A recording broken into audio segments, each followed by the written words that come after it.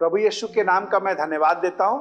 एक बार फिर से आपको और हमको परमेश्वर ने अपने वचन के लिए एक जगह इकट्ठा किया है और वो जगह है संपर्क इंडिया का यूट्यूब का चैनल। मैं प्रभु का धन्यवाद देता हूं। आप अपने समय को निकालकर एक बार फिर से आज की सुबह में हाजिर हुए हैं। मैं आपके मध्य में आज जो विषय रखना चाहता हूं और वो विषय है मानना। परमेश्वर का वचन इसके विषय में इस बात को बताता है। भजन संहिता उसका 30वां अध्याय उसका 7वां पद, हे यहोवा अपनी प्रसन्नता से तूने मेरे पहाड़ को दृढ़ और स्थिर किया था। जब तूने अपना मुख फेर लिया तब मैं घबरा गया। हे यहोवा मैंने तुझी को पुकारा और यहोवा ने गिड़गिड़ा कर ये विनती की, तब परमेश्वर ने मेरी सुन ली। मेरे प्यारे भाइयों बहनों, यहां वचन बताता है यहोवा अपनी प्रसन्नता से तूने मेरे पहाड़ को दृढ़ किया और स्थिर किया। क्योंकि परमेश्वर मुझसे इसलिए प्रसन्न हुआ क्योंकि परमेश्वर का वचन बताता है मैंने उसकी बात को माना। आज मैं आपको एक और जगह लेके चलना चाहता हूं जहां पर परमेश्वर का सेवक सैमुअल इस बात को कहता है। मेरे साथ में निकाले पहला सैमुअल और उसका 15वां अध्याय सुनिएगा। पहला सैमुअल उसका 15वां अध्याय मैं आपके मध्य में 20 पद से पढ़ रहा हूं। साउल ने सैमुअल से कहा, निसंदेह मैंने यहोवा की बात मानकर जिधर यहोवा ने मुझे भेजा उधर चला और अमालेकियों के राजा को ले आया और अमालेकियों का सत्यानाश किया है। साउल ने सैमुअल से कहा, निसंदेह मैंने यहोवा की बात मानकर जिधर यहोवा ने मुझे भेजा उधर चला और अमालेकियों के राजा को ले आया और अमालेकियों को सत्यानाश किया है। मेरे प्यारे भाइयों बहनों, साउल राजा सैमुअल के सामने अपनी पूरी सफाई दे रहे हैं कि मैंने परमेश्वर की बात को पूरा पूरा माना है। और देखो तब परमेश्वर का वचन बताता है, सैमुअल ने साउल से कहा, क्या यहोवा होम बलि और मेल बलि से उतना प्रसन्न होता है जितना अपनी बात के मानने से। मेरे प्यारे भाइयों बहनों, लोग हैं जो बात को नहीं मानते हैं लेकिन बलिदान चढ़ाते हैं। सपोपदेशक 5वां अध्याय उसके पहले पद में लिखा है, लोग बात नहीं मानते हैं लेकिन बलिदान चढ़ाते हैं। जब तू यहोवा के भवन को जाए तो सावधानी से अपने चरण को परमेश्वर के घर में रखना, क्योंकि लोग नहीं जानते कि वो दुष्टता करते हैं। परमेश्वर के निकट बलिदान तो चढ़ाते हैं लेकिन उसकी बात को नहीं मानते।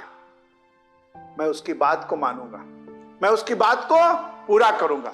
मेरे प्यारे भाइयों बहनों, मुझे नहीं मालूम आप किस हालात में हैं, लेकिन मैं उसकी बात को मानूंगा। जैसे परमेश्वर का वचन बताता है, क्या हर बात में धन्यवाद करो क्योंकि प्रभु की इच्छा यही हमारे लिए मसीह यीशु में परमेश्वर ने ठहराया है। तो क्या मैं उसकी बात को मानूंगा? जब हमारे लिए दाल चावल पूरी सब्जी हमारे लिए अच्छा पकवान रहता है तो हम कहते हैं प्रभु धन्यवाद धन्यवाद धन्यवाद। लेकिन अगर किसी कारण से अगर हमारे घर में खाली भात है और कुछ खाने के लिए नहीं, प्याज भी हो, तो भी कहिए प्रभु धन्यवाद। हम उसकी बात को मानेंगे क्योंकि उसने कहा है हर बात में धन्यवाद करो, और उसकी बात को मानना हमारे लिए।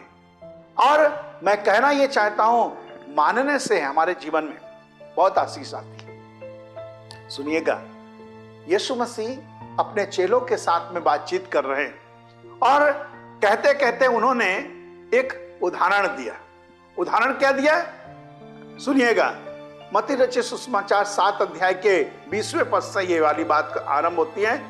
मुझसे लोग हे प्रभु कहकर बहुत प्रार्थना करते हैं, लेकिन वो मेरी बात को पूरा नहीं मानते। कारण क्या है? यीशु मसीह एक उदाहरण देकर बताते थे। कहते हैं एक बुद्धिमान ने अपना घर कहां बनाया? बताइए, बालू के ऊपर कि चट्टान के ऊपर? सुनिएगा, बुद्धिमान ने अपना घर चट्टान के ऊपर बनाया, मूर्ख ने अपना घर बालू के ऊपर बनाया। लेकिन इन दोनों के बारे में एक बात यीशु मसीह क्या बोलते हैं? कहते हैं कि जो मेरी बात को सुनकर मानता है वो बुद्धिमान व्यक्ति के समान है।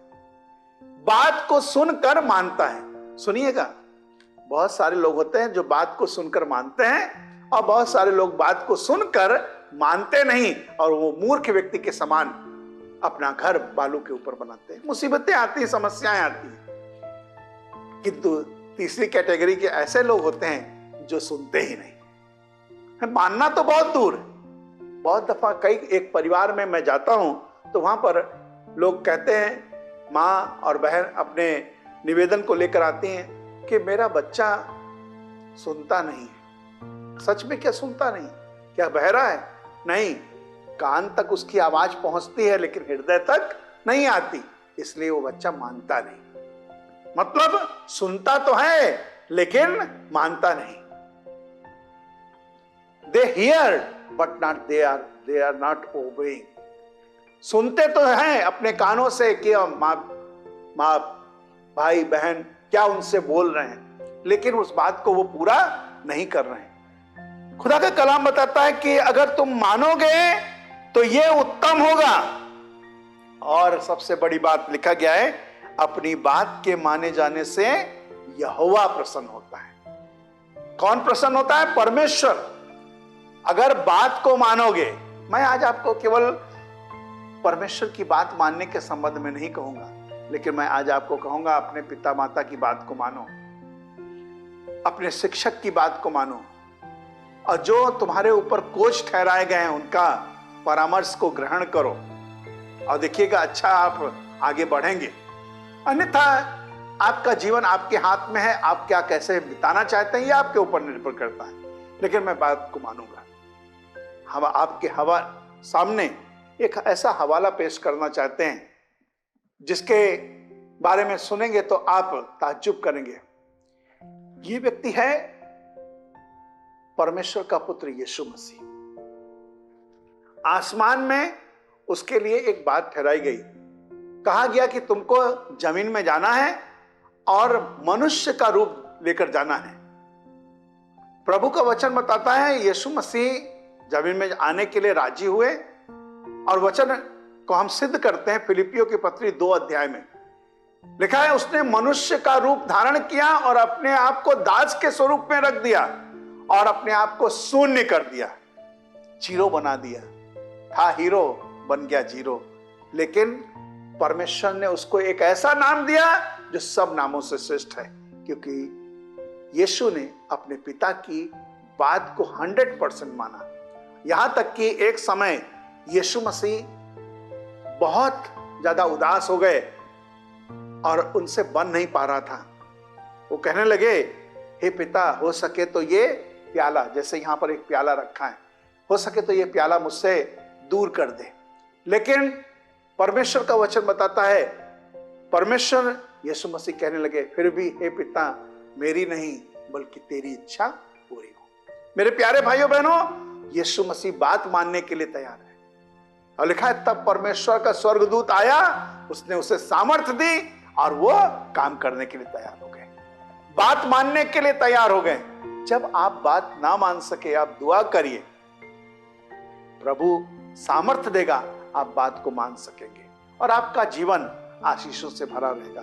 और सबसे बड़ी बात, उसकी बात को मानना यहोवा की प्रसन्नता का कारण। हमने जैसे पहला पद पढ़ा था, क्योंकि यहोवा मुझसे प्रसन्न था और इसलिए मेरे पहाड़ को उसने दृढ़ और स्थिर कर रहा। मेरे विषय को उसने दृढ़ करा और स्थिर करा, क्योंकि वो मुझसे प्रसन्न था। माय डियर फ्रेंड, कैसे आपसे आपका परमेश्वर प्रसन्न हो सकता है?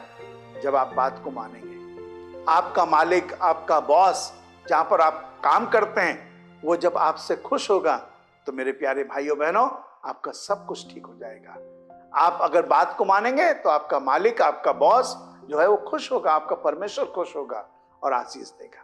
मेरे प्यारे भाइयों बहनों, आज के इस समय में केवल इस बात को कहकर मैं समाप्त करूंगा कि मेरी और मेरे परिवार की, मेरे बच्चों के जीवन में, सब लोगों के जीवन में केवल एक ही बात हो कि मैं बात को मानने वाला बनूं और एक बुद्धिमान व्यक्ति कहलाऊं। आइए अपनी आंखों को बंद करें, दुआ करें। प्रभु हम पर दया करें और अपनी महिमा को प्रकट करें और हम बात के मानने वाले हो सकें। प्रभु दया करें, यीशु के नाम में मांगते हैं, आमीन।